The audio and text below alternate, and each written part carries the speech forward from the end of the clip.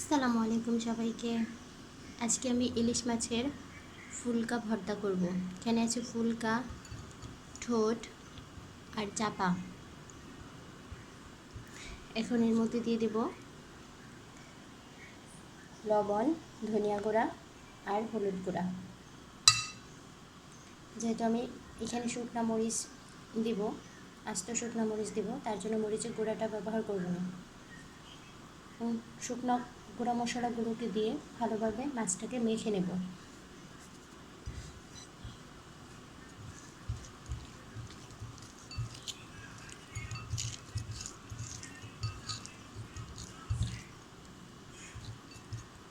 মাছটা মাখানো শেষ, এখন গরম তেলে ভেজে নেব। তার জন্য আমি এখানে মরিচটাকে তেলে ভেজে নিচ্ছি।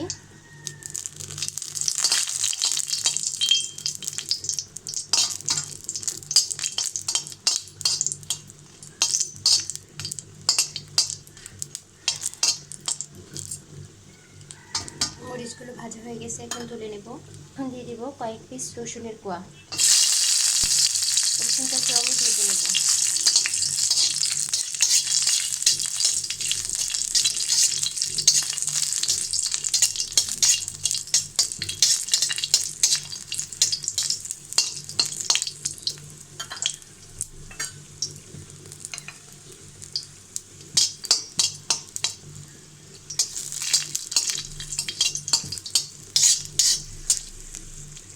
এখন দিয়ে দেবো পেঁয়াজ কুচি।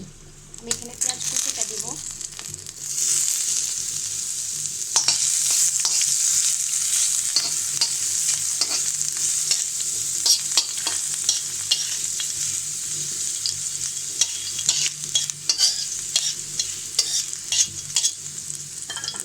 এখন দিয়ে দেবো মেখে রাখা ফুলকাগুলো।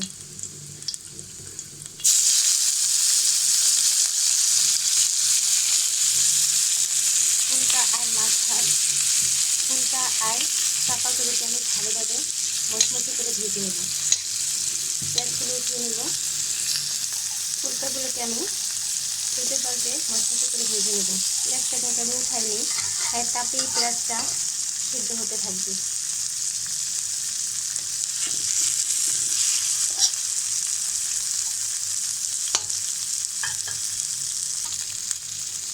ফুলকাগুলো মচমচে করে ভাজা হয়ে গেছে।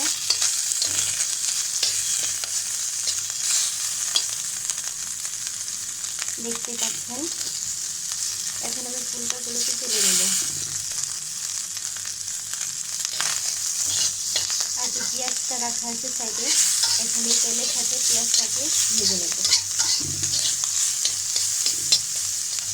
চুলাটা বন্ধ করে দেব আর সবকে উঠিয়ে নেব। আর মাছ আর পেঁয়াজটাকে এখন তুলে নেব।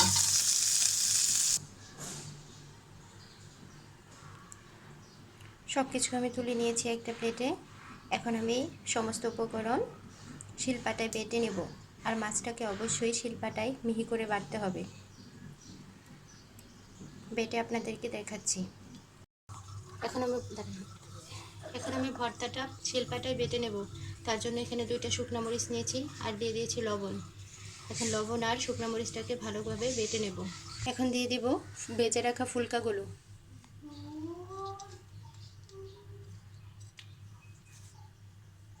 ফুলকাটাকে কিন্তু ভালোভাবে বেটে নিতে হবে মিহি করে। এখন দিয়ে দেব রসুন আর পেঁয়াজ। পেঁয়াজ আর রসুনটাকে আমি হালকা হাতে বেটে নেব, একবারে মিহি করে ফেলবো না। তৈরি হয়ে গেল আমার ইলিশ মাছের ফুলকার ভর্তা। এই ভর্তাটা খেতে কিন্তু দারুণ মজা হয়। আপনারা বাসায় অবশ্যই ট্রাই করবেন আর কেমন হয়েছে আমাকে জানাবেন। আর নিত্য নতুন ভিডিও পেতে আবার চ্যানেলটাকে সাবস্ক্রাইব করবেন। ধন্যবাদ।